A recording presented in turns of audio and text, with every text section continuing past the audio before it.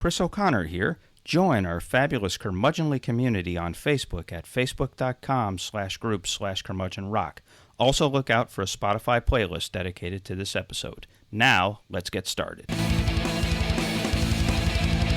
This is the Curmudgeon Rock Report, and this is your podcast made by rock geek iconoclastic outsiders for rock geek iconoclastic outsiders.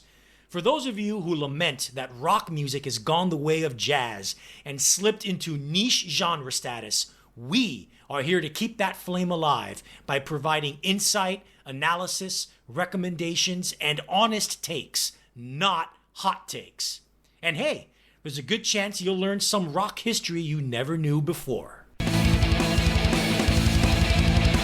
Well, folks, it's that time of year again. The calendar year is about to come to an end, and yours truly, Curmudgeons, are here to give you each of our picks for the top 10 albums of 2024. I have to admit, this has been a much better year than the previous year, 2023, when I could only find 2 albums that I could give more than 4 stars to. Not so this year. While it was a down year for hip-hop, as you'll find out in both my and Chris's top 10 lists, it was a bounce-back year for rock. It was also a good year for acoustic, folky roots music. I, for one, loved a lot of the music that came out of various countries in the African continent, with some of them almost making my top 10. However, both our top 10 lists feature some incredible albums by quote-unquote muso artists. That is, work full of innovative and rich musicianship. We saw an underground artist rise from their subterranean dwelling and produce one of the most spellbinding, bewitching albums of the decade, one that received the most word-of-mouth hype this year. And of course, one of mainstream pop's biggest superstars graduated to the level of visionary artist with arguably the greatest album of the decade so far. So, without further ado, get your pen and paper ready, or whatever note-taking app you use on your smartphone, and welcome to the Curmudgeon Rock Report, as each of us will give you our picks for the top 10 albums of 2024. Yeah, Arturo, so you alluded to it in your parameter setter there, but pretty much a comeback year this year, and I think that that's evidenced by the fact that it was easier to identify great albums, considering that folks in our lists, just to give away a spoiler, Arturo and I have 5 albums in common. Yeah, on our lists. So not as much disagreement or not as much divergence. You know, there's no Soul Glow style disagreement, disparagement to be had this year. I think that it's pretty much more unified. Wouldn't you say that, Art? Yes, definitely. And frankly, there were a lot. I mean, it was kind of a slow year for hip hop in general, except for the one great name that you have on your list. But but rock had a comeback year, and like I alluded to in the parameter setter, a bunch of great music from Africa that just barely missed my top 10. Yeah, absolutely. And, and like I said, hip hop, it wasn't a great year. Metro Boomin and Future had a good record that was in contention for my list, but it fell short. And so I think between us, we only have the one hip hop record. Well, I mean, seriously, dude, like how many great, aside from the one that you're going to mention that I agree with, what other great hip hop albums came out this year? Well, that album from Future and Metro Boomin was really good. I'm not a fan of Future. Yeah, but Metro Boomin is a good producer, so I mean, it made up for it. And a lot of good guest spots. That's actually where the latest chapter of the Kendrick Drake feud started. Was on that album, so pretty good stuff. So anyway, before we launch into our lists, we just want to take a little bit of time and we want to challenge each other. Arturo, what was your favorite single of the year? I want you to go first because your choice is actually the song everyone's talking about. Oh, okay. I'll go first. So basically, my pick for my favorite single of this year, and I think the single of the year, even objectively, is Kendrick Lamar's "Not Like Us." And I think the story, just in terms of recorded music this year, the major story was this ongoing and seemingly never-ending feud and beef between Drake and Kendrick Lamar. We actually dedicated an entire PU, or Yeah. what normally would be a PU segment or parallel universe segment, to this. At the beginning of it, for the most part, it was subpar. It was a lot of brutal shots that both of them were taking about how they're not good parents, or how they're pedophiles, or how they're how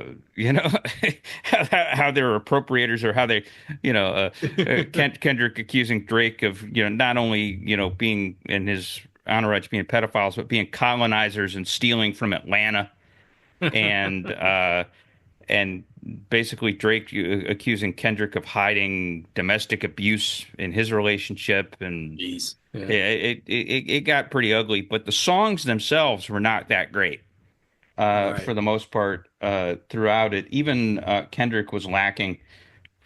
He had one decent song that came out of the first bunch of this called "Meet the Grams," which conceptually was really strong. Which basically him dissing. Basically saying, I'm sorry, Mrs. Graham, that you had such a shitty son," which is just brutal. Yeah. But then it got to the end of it, and here came "Not Like Us," which has this awesome little club track beat that's almost Dirty Southish in its Yeah. neat little bass line, neat little piano line, and just really, really bouncy single. Actually, my wife grooved to it. That's how strong the groove is. She's not much of a music person, but Right. but I caught her dancing to that. And it's basically the final volley. And if anybody thought Drake might have won that, any doubts were eliminated. The shovel went over Drake big time with "Not Like Us." Just the flow, the beat, the just the nasty, The nasty, nasty, lyrics. yeah, the nasty lyrics, just absolutely burying him again. Accusing everybody of being pedos, and him colonizing Atlanta, and just absolutely just a torture in the lyrical department, and it just, with the command of his voice and everything, it was Lamar at the top of his game. It was his best single in years. Yeah. I think you go back to all the way back to 2016 with "All Right" and some of that stuff from "To Pimp a Butterfly." I think it was in that realm, Right. and it was pretty avant-garde. I mean, the beat itself had an avant-garde flavor to it. So definitely a win for Kendrick, a win for hip hop, and a win for popular music was "Not Like Us." Definitely the single of the year by far. Uh, Art, any thoughts on "Not Like Yeah. Us"? Yeah, I mean it's like I wrote in the our posting our Facebook page post that I put up there. This is the song that hopefully and thankfully ended Drake's career. I can't stand Drake. I've never liked his music. I never liked his public persona. He's just a phony, and he's a shitty rapper, shitty lyricist, He doesn't uses rap at all, ghostwriters. uses ghostwriters. And to be honest, there's a great YouTube music media channel that I like. Todd in the Shadows dedicated an entire episode to this beef and this song. And he went on about basically how there's something to be said for authenticity in popular music. And Drake's never been authentic. And Kendrick Lamar probably took it to an extreme with the whole appropriation, accusing him of appropriation.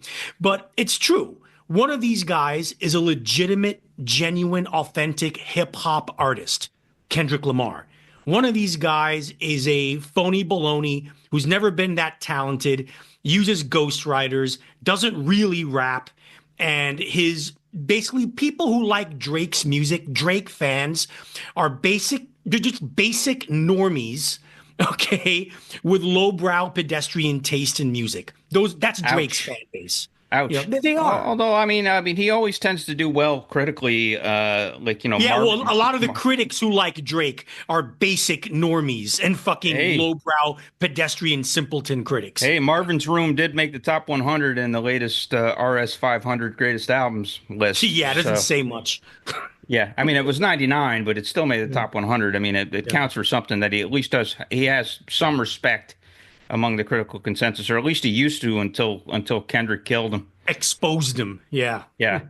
Yeah, Yeah. absolutely crushed him. So not like us. Great song, nifty little 4 minute ditty. Yeah. Good stuff. Yeah. All right. So my single of the year, Kendrick Lamar's "Not Like Us" is my number two single of the year. My single of the year, Apata, Apata, Apata, Apata, uh-huh. It's Rosé's APT. I know. Anyone who knows me knows I fucking hate K-pop, even though I live in Korea. Okay. I love everything about Korea except K-pop. Okay. But what makes this song great, it's such a perfect pop song because it's not a K-pop formula song. It really isn't. Listen to it. When I first heard it, I thought it sounded like Tony Bassel's Hey Mickey.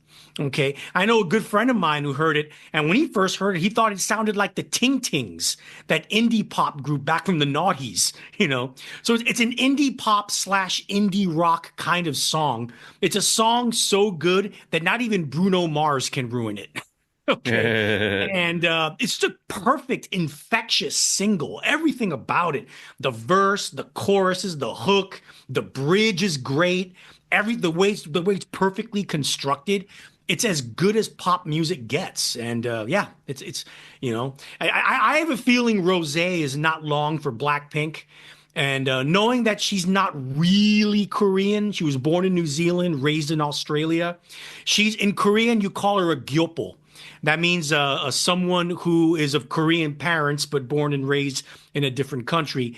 And she is that. And when she's 27 years old, by the time in K-pop, in the K-pop industry, by the time you're Yeah, I was 30, gonna say you're considered washed up and a has-been. she's gonna be And grandfathered out.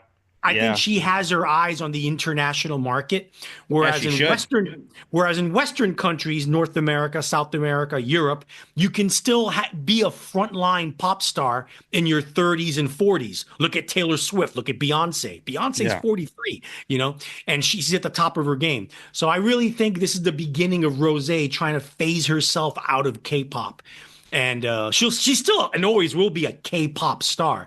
But don't be surprised if starting from here on out, her solo music, her solo work takes a non-K-pop flavor, yeah, like APT. yeah. If this is her ticket out of K-pop, it's a hell of a start. Yeah. And I got to give credit to Bruno Mars. Bruno Mars. He, like for the most part, a lot of his stuff can be insipid, but that guy has done some really great singles Yeah, over the years. sure. And He has a handful that I think are pretty good. yeah, he has a real knack for bubblegum Yeah. arrangement. He did that one song, and the name is escaping me. The one he did with Mark Ronson. That was Yeah, back in 2014. Yeah. yeah.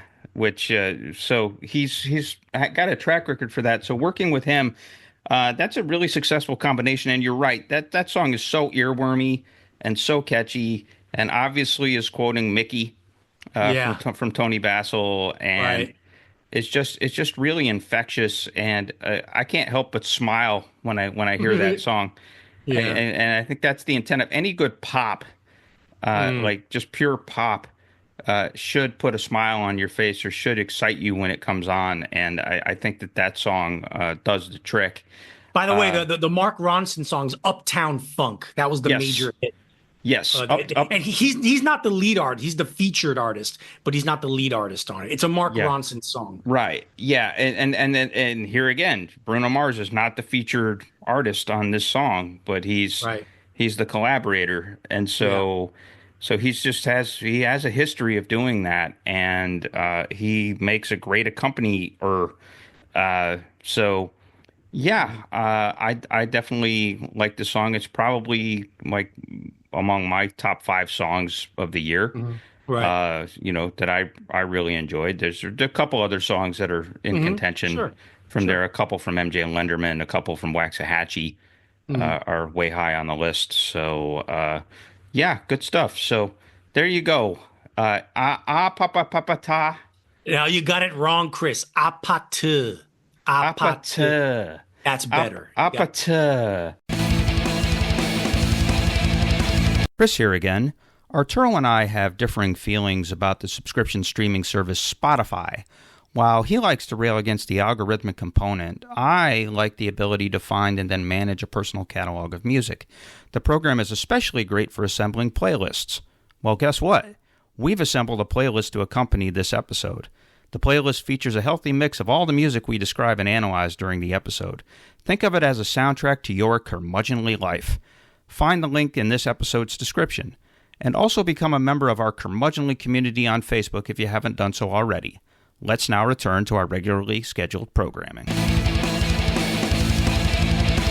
So, without further ado, we'll give our top 10 albums of the year, starting with Chris's top 10 list. Chris, go. Yeah, there you go, baby.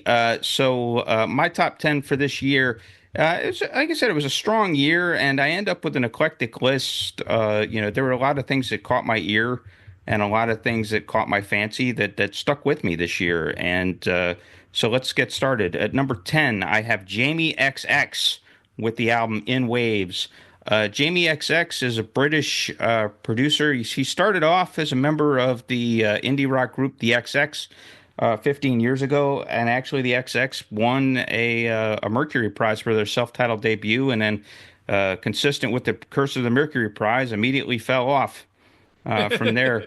But then a few years later, he reinvented himself as basically as an EDM house producer, and came out with an album called In Color that became a big hit in Britain, and actually got him nominated for a Grammy in the States. And then he went dormant and did other side projects and other things for years. But he finally came back in 2024 with his album In Waves, and it was definitely the best EDM record I heard all year.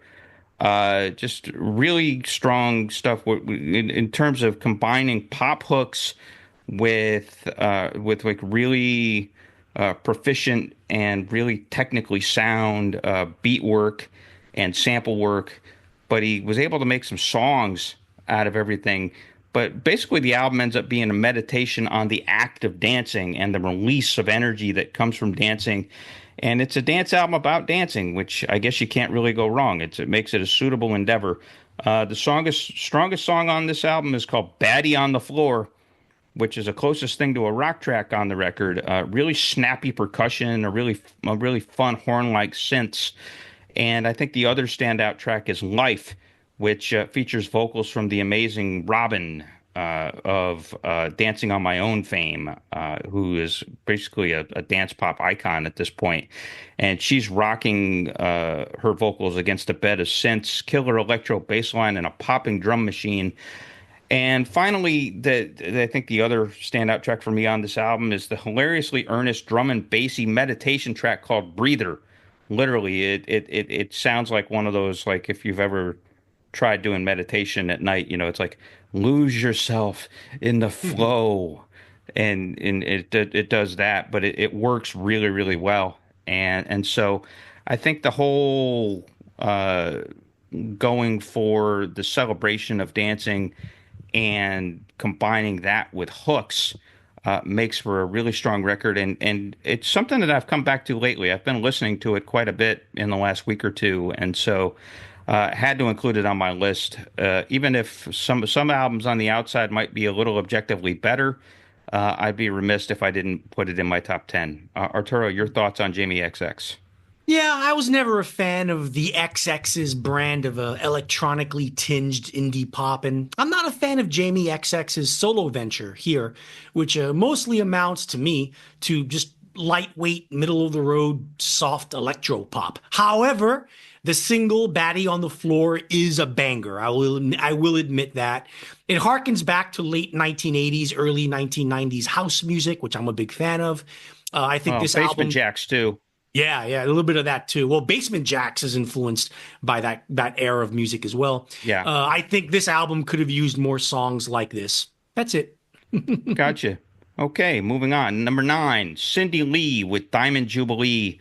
This is the album that was so good for a lot of the indie critics that Pitchfork gave it its highest rating since Fiona Apple's Fetch the Bolt Cutters in 2020. It came in at like I think a 9.4, Yeah. and it turns out it actually deserves the accolades that it gets. This is one of the stranger stories and more fascinating stories of this year, or basically of the entire decade. Here you have a double album. It's 122 minutes of music, 32 songs. That was basically released by the artist Patrick Flegel, who uses they pronouns. So they put this album up on YouTube in a single 2 hour and 2 minute track, and also through a website that was available for download. It was a hard to find website actually that was put out by the record label, and so never hit the streaming services. So it was only available through one of those two means, either YouTube or the label site, until October when it finally made its way to Bandcamp. Yes, Bandcamp is actually still a thing, and so it made it there. And so that made it extraordinarily enough. But here you have uh, ostensibly a non-binary or transgender artist from Canada doing this style of music that is just really unusual and really highly in a way it's retro while also being really original.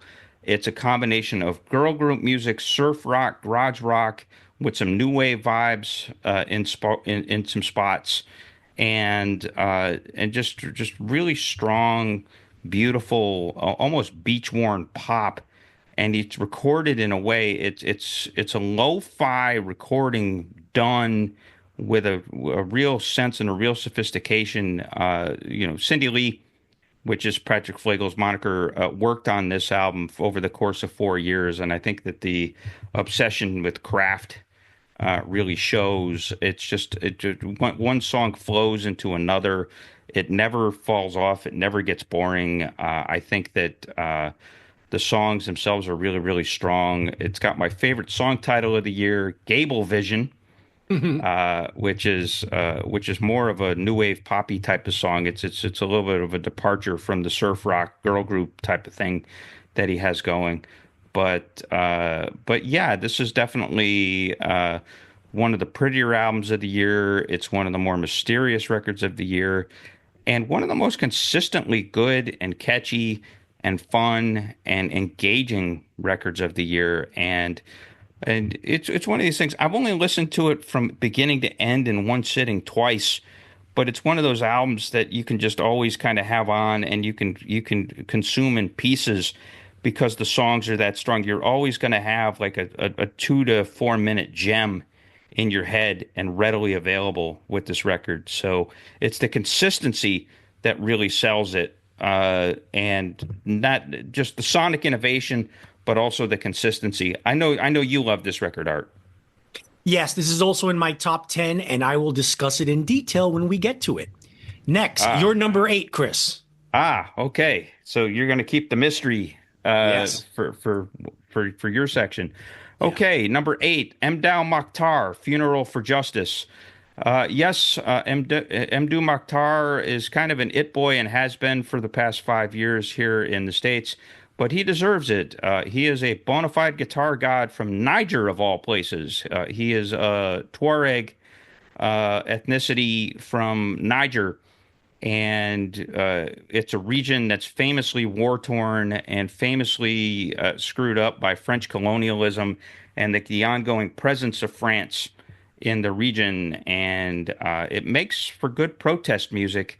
And so you combine Mokhtar, who is a self-taught guitarist who was influenced heavily by Eddie Van Halen and probably Jimi Hendrix as well, and him doing his shredding, combining that with those West African desert blues type rhythms, and you put that together, and it makes for a really rollicking set of arrangements and set of songs that even when the volume turns down a little bit and it goes a little bit more acoustic, the rhythms themselves never lets up, the pace never lets up, the intensity never lets up, and it just keeps going. And it also helps that that Mokhtar's band is top notch and employs one of the best drummers I've heard in a long time, octopus arms type of drummer.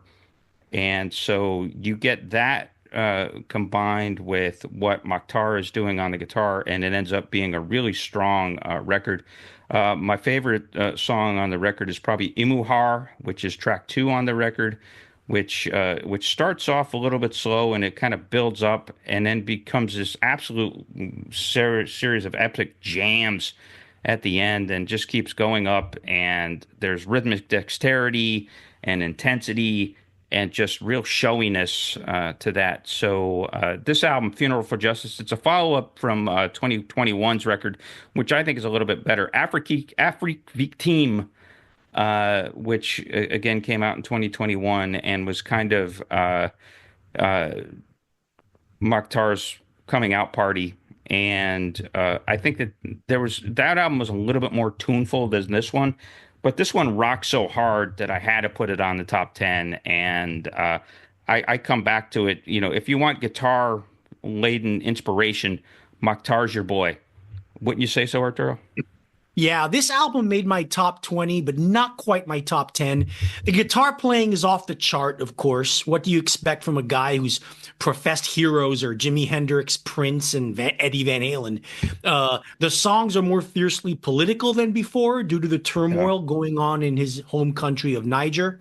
However, the overall songwriting is a slight drop off from his previous couple of albums, not quite as hooky or memorable. And there are a couple of tracks where the band's tempo is just too fast and a little too off-putting, but very good overall record though. Gotcha. Okay, number 7, Kendrick Lamar, GNX. Uh, so Kendrick Lamar, he had this year where he did all these singles, starting with Like That from the album that was done by Future and Metro Boomin, which is making a lot of top tens. Not mine, but did that, and then that triggered this never-ending battle with Drake, which culminated in what we talked about at the top of the show, Not Like Us, my pick for single of the year. Well, I think that Not Like Us kind of set a template for a kind of pop music that Kendrick hadn't really indulged in years. And him and his collaborators, which turned out to be Soundwave, who he's been working with for years, and of all people, Jack Antonoff, who is primarily known as a collaborator and co-writer with Taylor Swift. So Soundwave and Jack Antonoff worked together to cook up this record by Kendrick Lamar, and it dropped out of nowhere. There was no pre-warning. There were rumors that he might be working on something, but there was no confirmation, and he dropped it without any announcement and just put it up on November 22nd, late in the year. And again, the album continued the flow from Not Like Us. A lot of these spare electro funk beats, you know, harkening back to the non-Dr. Dre division of G-Funk from the late 90s. And also some stuff that's worthy of Tupac, you know, so some kind of reminiscent of some of the stuff that Tupac was doing on Me Against the World and All Eyes on Me. And so some really great beats. The highlights, definitely another killer single, Squabble Up. Not quite as good as Not Like Us, but catchy as hell, and still has that sort of electro funk sparse feel to it, almost Dirty South worthy. And then my favorite song on the record, and one of the best songs he's ever done, I think, is Reincarnated, which conceptually is fascinating. The first two verses are him taking on the character of past lives, including one female who grew up in the 40s that had an abusive father and grew up to become an iconic jazz singer with a drug problem. So maybe based on Billie Holiday, who knows? But then he goes into the last lyric, which is where he's now himself and Kendrick Lamar, and he has a conversation with God. about where he's at and about being honest with himself and figuring out what the real shit is. And it's a really fascinating listen. And Kendrick at the very top of his game. This is a short album for Kendrick. It's 12 songs, 44 minutes, and not a lot of fluff. And it doesn't have some of the spoken word stuff that he's famous for, sort of spoken word interludes. It doesn't have anything like the domestic violence fight from from his last record. So it doesn't have anything quite like that. It's just sort of in out, very hooky, very very pop oriented, very dance floor oriented, and there you go. And GNX turns out that where that comes from is that refers to a model of Oldsmobile from 1987. He bought himself a 1987 GNX, which is a car his father bought back in the day, and he did that as kind of a tribute to his dad. So he has this pimped out vintage 1987 GNX, which he actually has a song on here called GNX, which is a bit of a posse cut with four no-name rappers that he props up. So good stuff.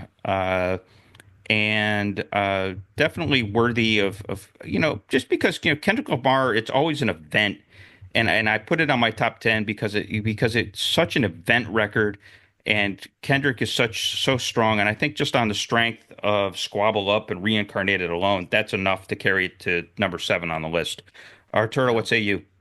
Yeah, this album just missed my top 10 by a fraction. Musically, Lamar's going back to a more radio-friendly, mainstream hip-hop soundscape, a la 2017's Damn, but this is way better, with some of the nastiest, most aggressive beats he's ever conjured.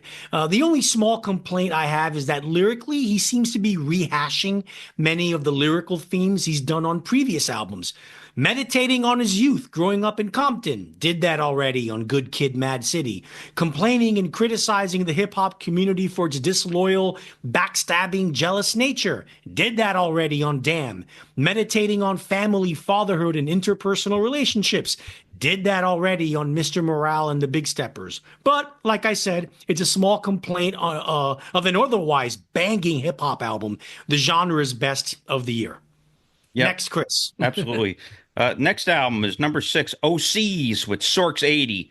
This is probably the weirdest album of the year, but also one of the coolest albums of the year, and just a lot of fun. And so this is OCs, formerly known as the OCs, and now just OCs, have been one of the most successful cult bands in America over the last 15 years. They've built themselves up into this prog rock monolith, two drummers and real wonky kind of stuff. But they had been in a little bit of a slump for the couple of years before this album. Their last couple albums were not up to par with what they had been doing. There had been significant drop off since 2018 Smoke Reverser, which I loved it. I love the name of that album, and trust me, I love the album cover art. I love the album title, and I love the music on that record. This one kind of gets back to the quality of that, but it does it in a weird way that there are no guitars done or committed to tape in the course of this record. Essentially, what Dwyer did was he recorded keyboard parts at home with keyboards and kind of fuzzed out keyboards, and he ran them through samplers that he activated in the studio as he was recording. That's my understanding of it, and Art will correct me later in the show and give the full story on that. But it ends up with this like really kind of spacey. It's basically prog space punk with the keyboards filling in for what otherwise would be the rhythm guitars, and it doesn't lose much effect because it punks out and just really, really wacky. And so you get great songs like Pixelated Moon and Drug City. Gee, I wonder what Drug City is about.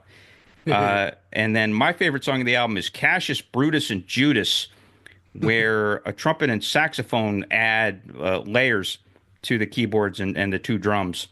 And just really swinging, banging track. And so this is John Dwyer kind of reclaiming the brass ring and going for it and creating a real kind of bizarre sci-fi wonder of an album. Uh, Art, I know you're a fan of this record too.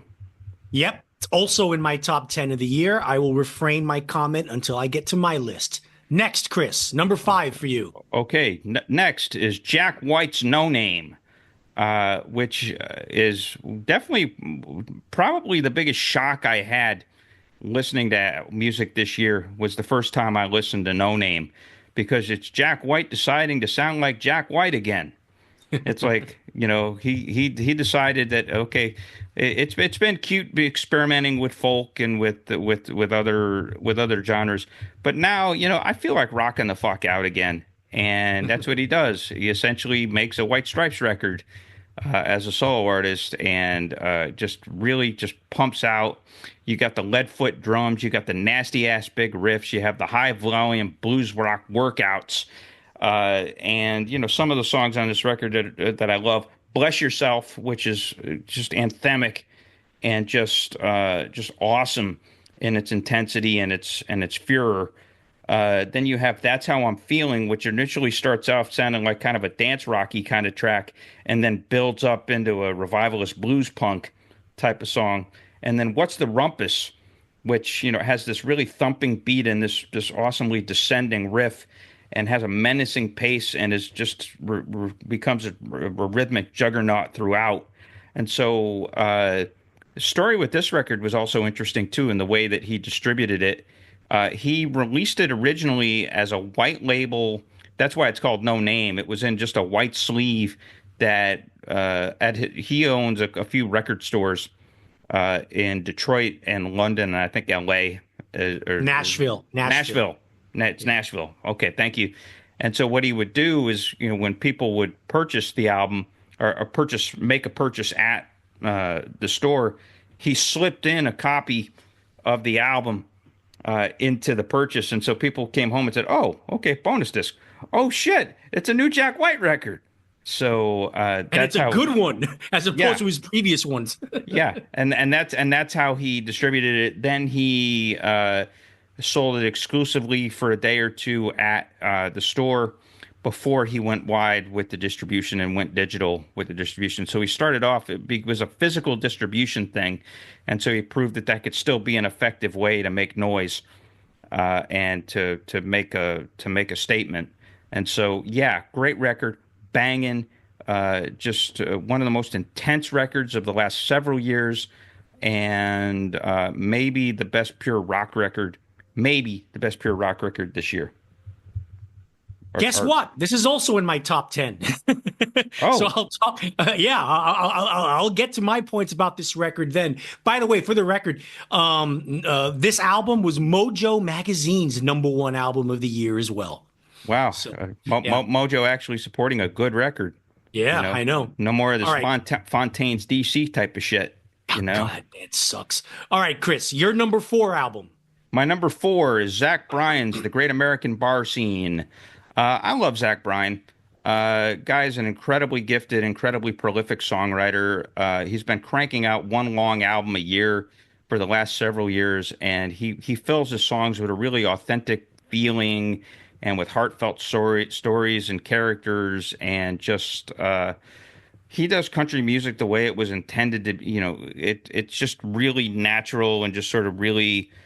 Again, authentic, I think, is the right word for Bryan. He's a military vet from Oklahoma that while he was in the Army would put his music up on YouTube, and it caught on from that way. So he's a true organic success story. He's one of the most popular and most successful artists in the country now, and he's got fanboys. So on this record, he's back out with more songs. It's not as good as last year's self-titled record. That was my #1 record. Folks might remember this.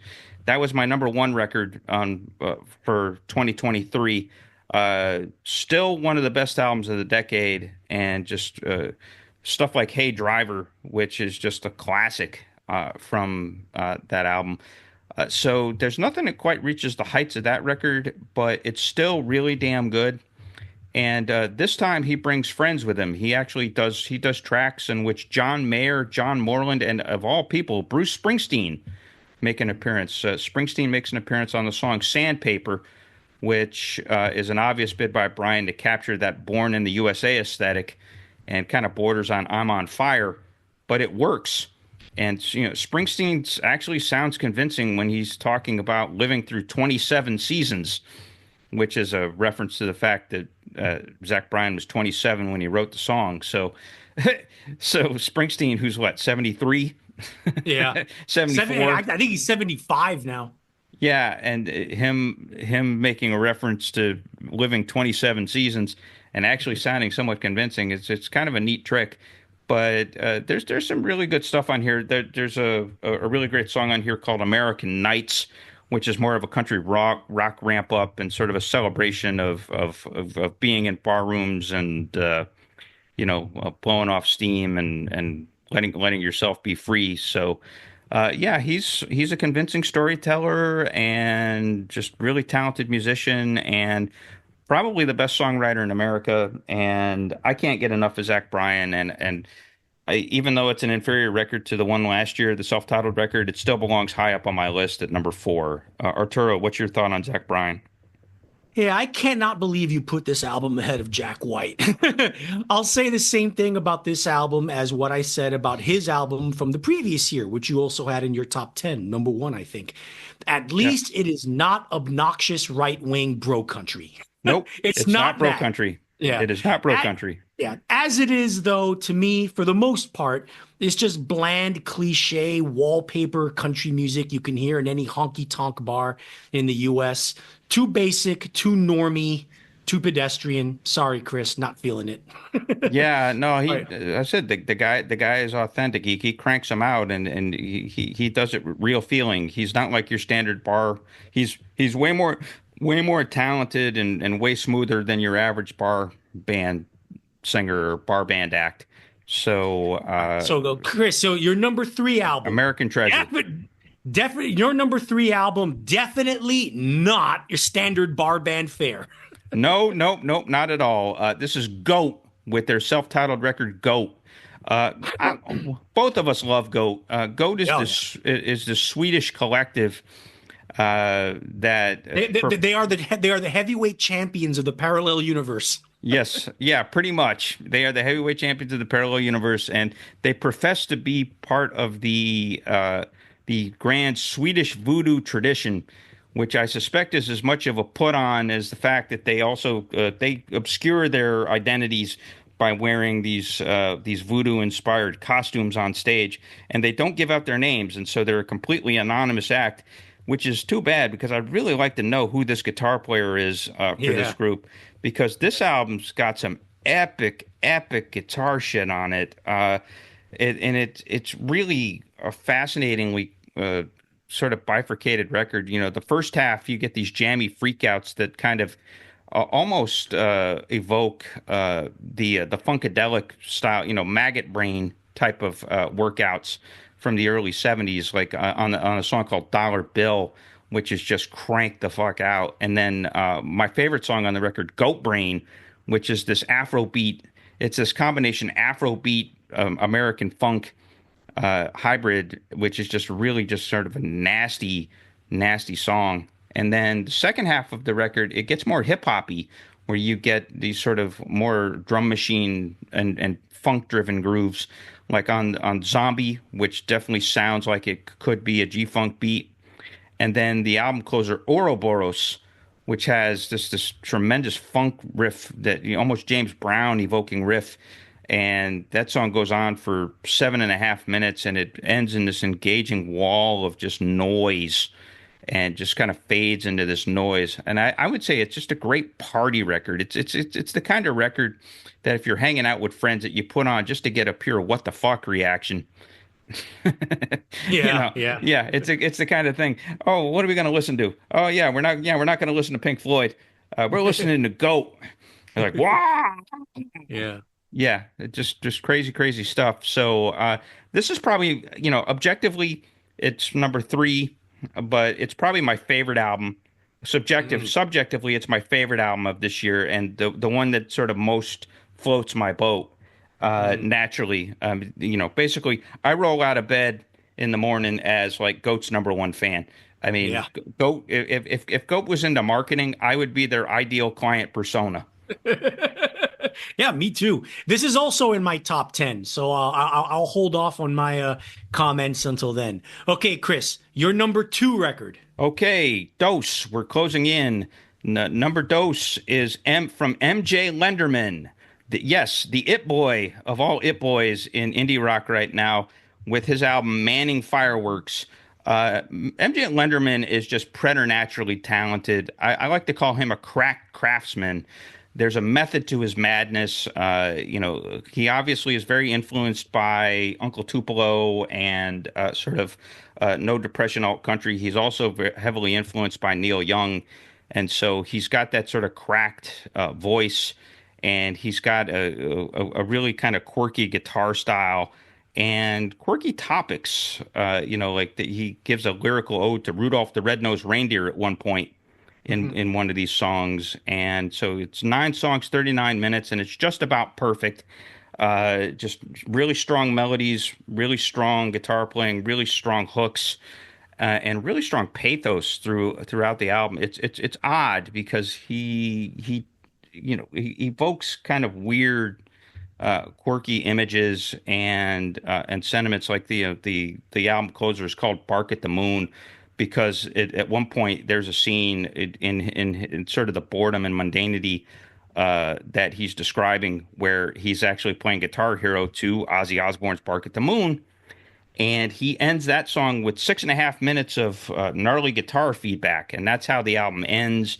It's a perfect note on which to end it. It's all mood and all ham-fisted artiness. Great record. I've even warmed up to Manning Fireworks, the title song, which starts the album, which is this country-ish waltz, the kind of acoustic waltz that starts the record. I was never really a big fan of it until recently, and then it caught on with me, and it's a deeply affecting little song, and I think the melody finally caught on to me as just being really tricky and really complex.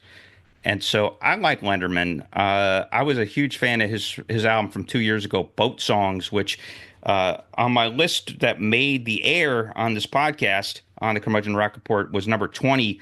But if I had to re-rank albums from that year, it would come in at number 2. So he's got now 2 outstanding winners in a row. This is probably the album I've listened to, besides Goat, the album I've listened to most this year, and has to be up there at number 2.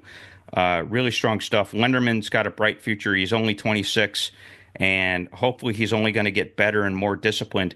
It's worth noting, by the way, he was the guitarist on Waxahachie's record, and was a lot more disciplined there. So he's got the talent to be disciplined, but he's got his own shtick, and he does it exceedingly, exceedingly well. Arturo, I know you're not as crazy about Lenderman as I am.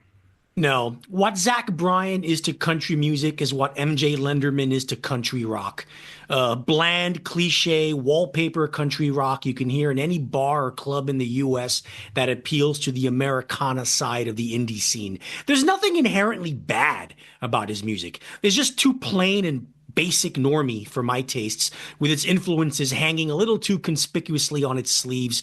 You can go to any bar or club in the US and hear an indie flavored country rock band doing this kind of music no better or worse than Lenderman. But hey, the single Rudolph has a kick-ass laconic groove, and his lyrics have some occasional wit and humor. So, there you go.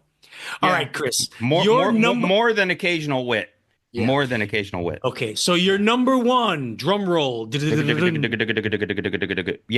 Beyonce's Cowboy Carter. Yes, folks, Beyonce is coming in at my number one for good reason. This is the best album I've heard so far in the 2020s.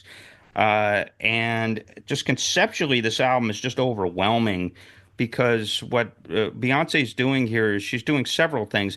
Essentially, this has sort of been billed as her country album, but not really. It's kind of a statement. One, it pays homage to female country artists that came before her and kind of set up, and contributed to the genre. Women like Linda Martell, and she does a cover of Blackbird by the Beatles on here that features four modern country artists on backing vocals, and just this beautiful harmony and just beautiful take on Blackbird.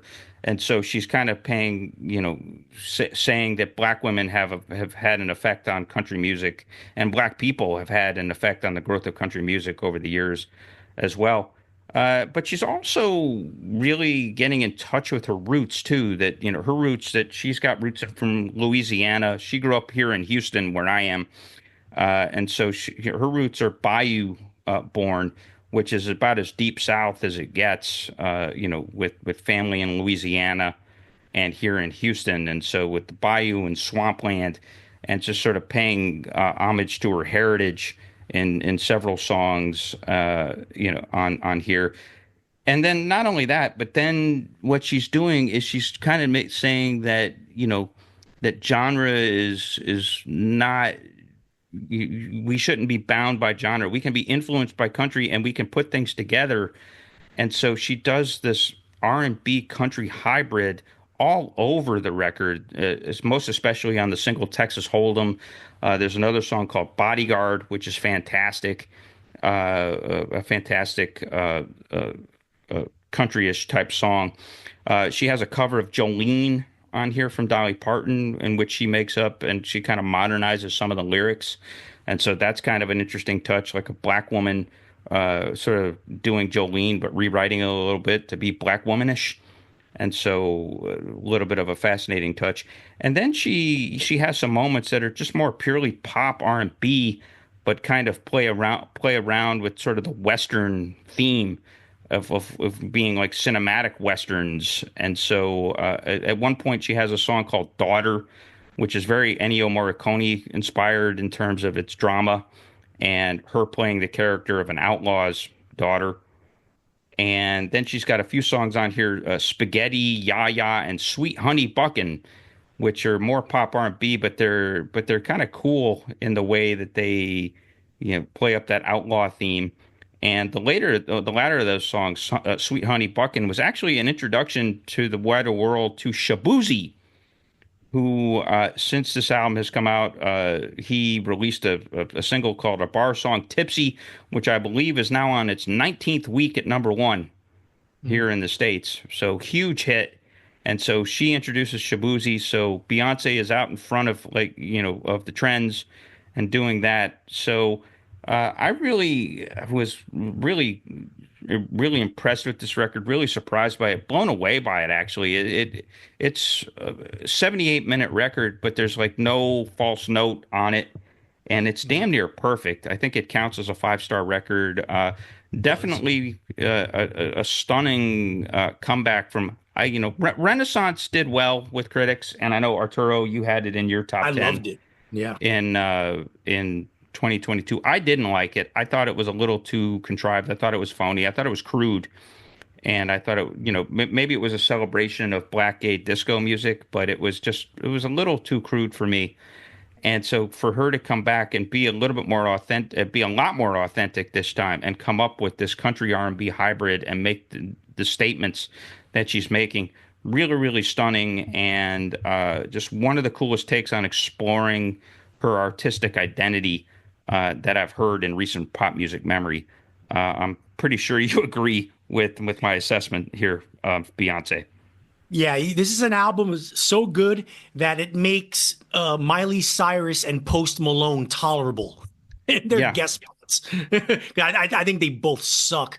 But hey, put them on a Beyonce track and they sound good. This is also in my top 10, so I will refrain from my comments on this record until then, Chris. Okay. Well, hey, we'll look forward to that. On this episode, we gave you each of our top 10 albums of 2024. For the next episode, we're going to kick off the new year by going back to our third Golden Age of Rock series and put a spotlight on the year 1978. Punk has fundamentally changed the rock landscape, with new subgenres such as new wave, post-punk, and synth-pop starting to emerge. Elvis Costello, Talking Heads, Blondie, Devo, and The Cars release era-defining classic albums and singles, while a band from Southern California named Van Halen would redefine heavy metal and guitar playing with a flashy new sound.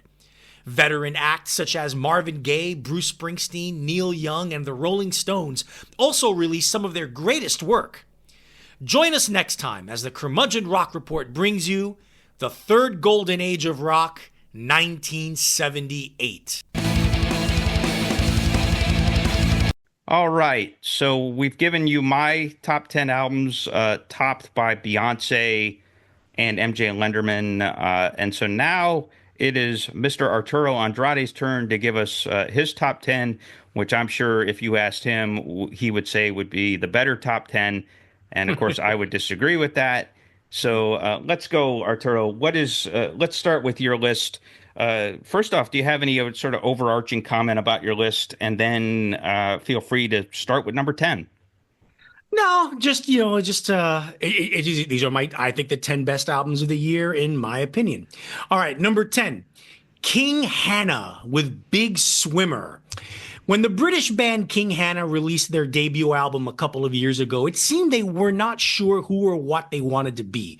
Were they a 2020s update of 1990s trip-hop legends Portishead?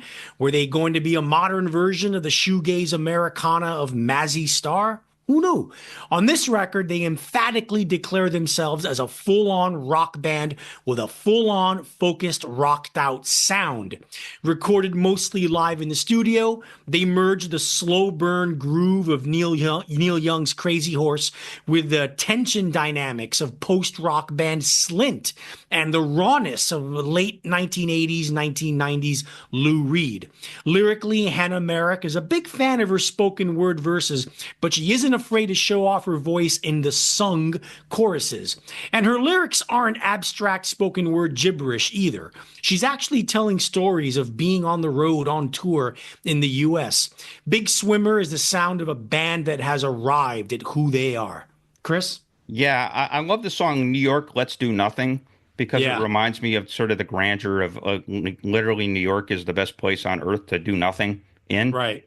Right. And so just homage that. So I am a big fan of that song. However, the rest of the album underwhelms me. And part of it is it's kind of annoying. Like every song follows this kind of the same pattern of it starts off kind of slow and kind of soft, and then it builds, and then it adds a part, and then it adds a layer, and then it gets electric, and then it gets louder, and then it gets more dramatic. And it just keeps building over the course. And these aren't long songs per se, but it does that for each song. So it's kind of like, mix it up, So I like New York, Let's Do Nothing because at least it just rocks all the way through. The rest of it just kind of follows that same template or that same pattern. And so it gets a little old to me. And so it takes away from some of the enjoyment for me. And so I guess I'm not as taken with them as you. I see them as a pretty good band, not a great band, and they need to sort of change up the formula a little bit going forward. All right, number 9, Yard Act was with Where's My Utopia. My line on Yard Act is as follows. They are not the first British band to do angular, quirky, danceable, funky, post-punk flavored indie rock with spoken word vocals that address socio-political concerns. But man, are they good at it. Yeah. With this, their second album, they introduce new styles into their sonic brew. Disco, dub reggae, hip-hop beats, and even straight-up pop music. Vocalist and lyricist James Smith still hits with his social and political commentary, but he expands into introspection on several songs where he ruminates on childhood trauma and the long-term effects of bullying. Not better or worse than their debut album, The Overload from 2022, but very different and exciting all the same. Chris? Yeah, a little worse than The Overload. I had The Overload at number 2 in 2022. I think the main reason it didn't make my list this year is just because I think it was a deeper year this year. And so a very good record, but not quite as good. I'm not as quite as sold on some of the new pathos, and I don't. I think that the other album was a little bit more focused and a little tighter, and that it was maybe it was more gimmicky, but the gimmicky thing is what worked for me. I think that on this album, I think We Make Hits and Fizzy Fish kind of hit the heights and are Yeah. on a par with songs like Rich from the Overload. I mean, Rich is probably my favorite Yard Act song to date. But so didn't quite make my list, but I'm still a fan. Still a fan of Yard Act. I think that they have a really bright future. And again, they do something that's been done a million times before, but they do it way better than almost anybody. And so Right. that's Almost a good anybody. omen. Almost. Oh yeah, right. And that's a Okay, good number omen. 8. Go Sure. ahead. Number 8, Oisin Leach, spelled Oisin because he's Irish, with his album, lovely album, Cold Sea. Hailing from Ireland, Leach has been around for almost 20 years, mostly as part of the folk duo The Lost Brothers, while collaborating with loads of other artists. He outdoes his previous work, though, with this solo debut album, a haunting, gorgeous collection of tastefully arranged folk music that recalls the early 1970s masterworks of Nick Drake and John Martin. Nautical themes of traveling by sea and sailing away link these tracks together. And while I've always quoted the band Cracker when discussing folk music, what the world needs now is another folk singer like I Need a Hole in My Head. When the music is rendered this authentically and this well crafted, we can use some lovely ghostly folk music in our lives. Chris? Yeah, absolutely. This is a very pretty record. I considered it for my top 10. It fell just short just because I hadn't really gone back to it as much as some of the other records on the list. But yeah, really pretty. His voice in some respects reminds me of early Jim James from Interesting. My Morning Okay. Jacket, from Tennessee Fire, At Dawn era Jim James, and it just has this warmth and this bigness to it in amongst the sort of the lush and sort of pretty acoustic arrangements. But yeah, Nick Drake and Beck, I think, are other good compares with for Leach, and the fact that Steve Gunn Yeah, a produced little this bit. record. He produced it, yeah. Yeah, and I think that just having him there lent lent an oomph to the record. So yeah, good stuff. Didn't quite make my top 10, but I have no complaints about it. Just really, really pretty, really Yeah. pretty. Yeah. Number 7, now we get into our commonality. Number 7 for me, Goat and their self-titled album. The Swedish band Goat blasted out of the gate in 2012 with their debut album World Music, where they merged ferocious Fela Kuti style 1970s Afrobeat music with swirling psychedelic rock. Over the years, they've expanded their musical palette to include indigenous folk music from South America, the sounds and rhythms of 1970s German krautrock, and Latin music. On their self-titled album, this one, especially in the first half, they pulverize you with whacked out, freaky deaky acid guitar solos set to some ferocious rhythms and an occasional interlude of traditional Chinese flute music. The Yep. second half sees the band embracing hip hop beats and straight up American style funk. One of the best bands in the world. Goat is the gift that keeps on giving. Chris, you already talked about it. So Yeah, they do keep on giving and giving and giving. Yeah, they're pretty special. The whole Fela meets Maggot Brain meets Talking Heads thing is pretty cool. yeah. All right. Number 6, Waxahachie with Tiger's Blood. Katie Crutchfield made a name for herself and her musical project Waxahachie back in the 2010s with her devastatingly emotional and poetic take on the kind of sparse 1990s style indie rock popularized by the likes of Liz Phair and Throwing Muses. In recent years, she's gone into more country rock mode, especially influenced by the great Lucinda Williams, starting with her 2020 album St. Cloud. She refines and perfects the formula with Tiger's Blood, with songs that run the gamut from joyful to romantic to heartbroken to resignation to funny to harrowing, sometimes all in the same song. Her gift for wordplay and poetic imagery has never been stronger. In a parallel universe version of This World, Crutchfield, who is the same age as Taylor Swift, would be hailed as America's finest songwriter. Chris? Yeah, and she actually did get some attention. You know, she got a spot on Letterman and got some write up in Rolling Stone. So she did get some mainstream press, and she deserves it. She's a pro's pro, Yeah. and just really, she's gotten really polished and pretty voice and just really strong country rock stylings. As I mentioned when I was talking about MJ Lenderman, Lenderman actually was hired to play all of the electric guitars on this record, and he does it in a very disciplined, very orthodox way, quite different than what he does on his stuff with, on his solo records and with the band Wednesday. Not nearly as noisy and not nearly as wacky, and it lends a prettiness and it lends a depth to the arrangements that really work. And then he, right back to it, which is the single from this album. He does backup vocals, and the two-part harmonies are really pretty. So that really lends itself well to this record. So yeah, good album. Just missed my top 10. Yeah. Number 5, The OCs with Sorks 80. Now, John Dwyer's band has been cranking out their brand of a psychedelic garage rock since 2008 with a vast discography. They've been eclectic as all hell, too, diving full bore into progressive rock, heavy metal, jazz fusion, and acid folk. This album splits the difference between the previous two albums, 2022's A Foul Form, where they just did straight up, almost hardcore punk rock, and 2023's Intercepted Message, where their usual punked out garage rock was slathered with 1980 synthesizers. A totally guitar free record where Dwyer's keyboard riffs are put through a sampler and activated with drumsticks. His two drummers and bassist rock out with renewed ferocity and focus. Lyrically, it's one of Dwyer's strongest yet, where he peels away the sci-fi and monsters imagery from previous records to reveal someone exasperated with the dumbing down of American society. One of America's best bands released one of their 3 or 4 very best albums. Chris, you already said your piece on this record. Yeah, and I agree that it's one of their best records. It's certainly their best records in Smoke Reverser in 2018.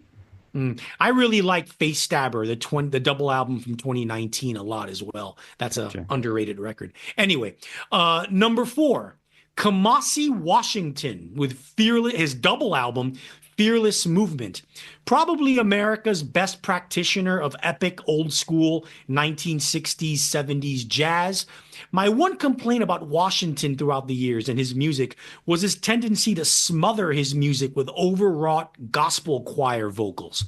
For this album, the gospel choir has been completely stripped away so the listener can focus on the astounding interplay between Washington's alto saxophone and his stellar band. More importantly, he reaches out beyond jazz to create his most stylistically diverse record yet, bringing in slow jam, R&B and soul, hip hop, funk, and spacey psychedelia, with Outkast's Andre 3000 playing the flute on the song Dream State. It's hands down his best album yet, I think. Chris? Yeah, I like this record too, and it's essentially what it becomes is it's an homage to black hippie freak flag music. Yeah. Because he's got George Clinton comes in on one song, and then he pulls a really neat trick, which you didn't catch when we first did this covered this album on Parallel Universe back earlier in the year. He's got a cover of a song called Computer Love that was originally done by Zapp and Roger back in like 1982 or 1983. And that was a vocalized slow funk song. Just really kitschy and really corny. Obviously with a title like Computer Love, you get the concept. But here he turns it into like the swinging free jazz cover with female vocals and sensuous alto sax, and it's a really neat trick to kind of. He gives the song a humanity that it didn't have in the original. Yeah, exactly. And so he kind of analogs this sort of the digital concept, and kind of makes a concept that we've been so overtaken by the technology that we want to get back to the organic. And Yeah. so that's a really impressive trick that he pulls off here. So yeah, good record. Jazz is usually not my thing, with the exception of a couple of Charlie Mingus records, which I really love. I've never had the patience or never really explored jazz too much. So that kind of explains why it kind of got sidelined for me after my original explorations of it when we covered it on the Parallel Universe, and why it didn't make my top 10. But yeah, strong album, strong effort. All right, number three, Jack White with No Name. After the White Stripes, Jack White continued to make music in various guises, either with the Raconteurs, the Dead Weather, or his solo albums. The problem was none of these ventures were very good or memorable. In fact, White's biggest contribution to music in the 2010s and beyond was his role in the revival and popularity of physical media in the form of vinyl records, especially with his all-vinyl record store franchise, Third Man Records, with stores in Detroit, Nashville, and London. Lo and behold, earlier this year, when, like you said, Chris, when customers shopped at any one of Third Man's stores, they were given a free vinyl record wrapped in white paper with no name, title, or description. When these lucky folks put the needle on the record, what they heard was a revelation: the sound of Jack White reborn, yet reaching back to his roots. It's essentially a White Stripes album in both sound and style. It has the rawness, the power, the anger, and the energy of that all-time great band, but with a slightly better drummer and a thicker bass sound. Yep. Listen, it's great when artists experiment and try new things, as White did on some of his solo albums, venturing into electronica, hip-hop beats, and folk balladry. But just because someone tries something new and different, it doesn't mean it's automatically good. Bad. Yeah, definitely not better. Yeah, experiments can sometimes fail. For White, especially post-White Stripes, most of his excursions were not very good. And that was amplified by the fact that the man was in a songwriting slump for a little over a decade. Not so on No Name, which was made available via the usual streaming platforms once word of mouth and critical praise became viral. From top to bottom, this album is stacked with the catchiest, hookiest, most rocked out songs since his peak White Stripes years. It's by the length of a football field his best solo or non-White Stripes music, and easily the best thing he's done since the White Stripes. Chris, you already mentioned and probably agreed. And I agree that it's the best thing that he's done since Icky Thump, which was the last Stripes record. Yeah, for sure.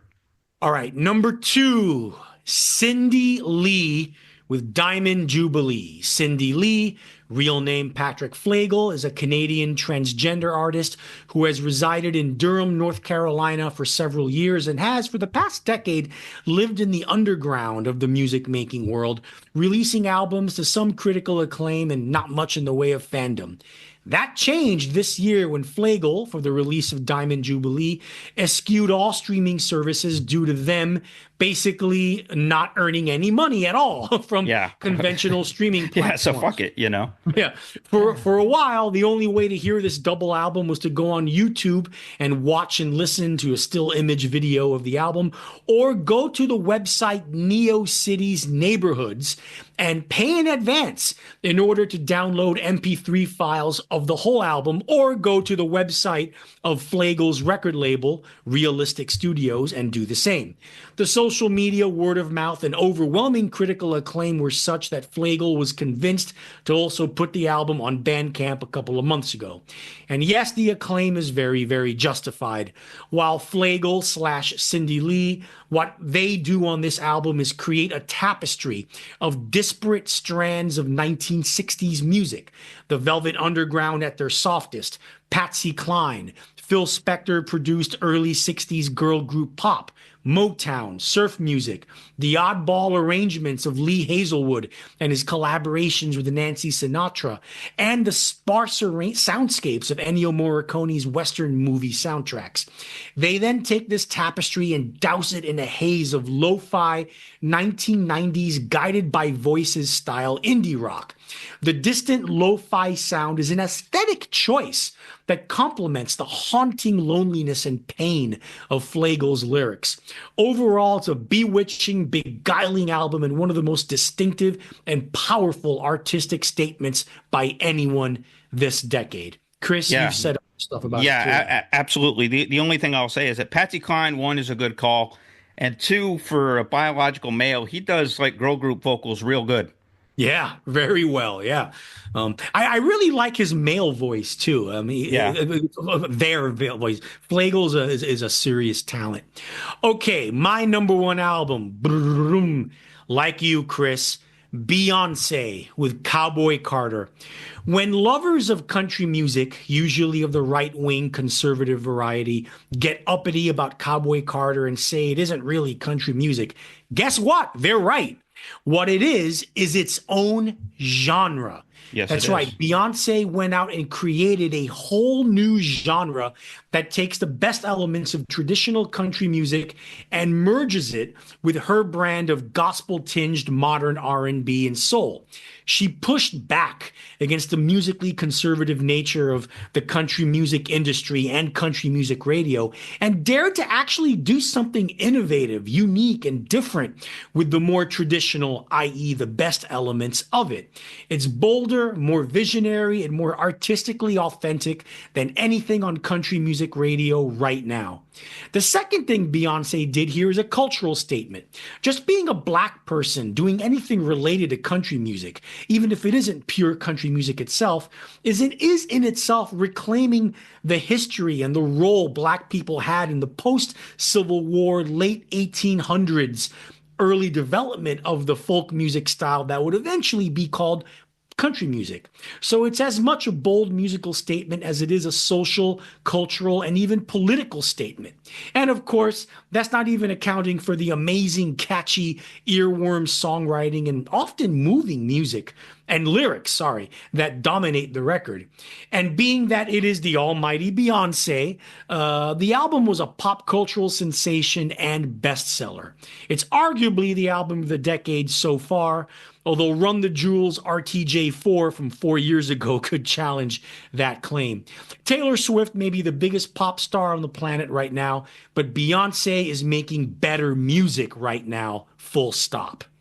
Yeah. You know, For what it's worth, Rolling Stones list, Beyonce was number two, and what was number one? Charlie XCX's Brat, which actually is a good record. But Yeah, yeah. So that was, and I think Jack White was number three. Okay.